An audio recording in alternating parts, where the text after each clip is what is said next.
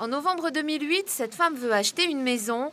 Un courtier indépendant vient à son domicile et lui propose de souscrire à des emprunts du Crédit Agricole en francs suisses.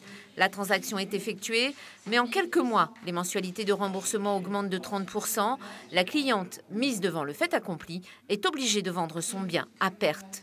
J'ai bénéficié d'aucune réunion d'information, je n'ai pas été avertie du tout.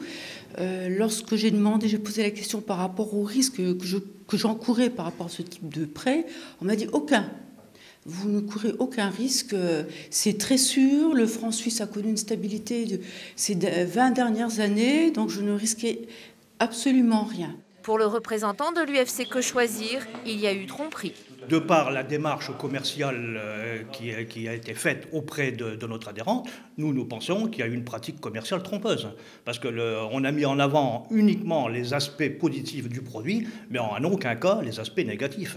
Et qu'il y a une répercussion financière désastreuse pour notre adhérente. Résultat identique pour cet homme qui a tout perdu. Lui-même démarcheur indépendant, il n'a pas connaissance des risques lorsqu'il propose à sa famille et à ses amis des crédits en francs suisses.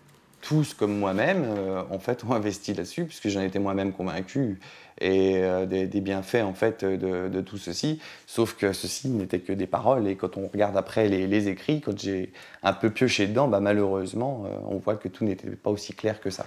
Contacté, le Crédit Agricole n'a pas voulu s'exprimer aujourd'hui.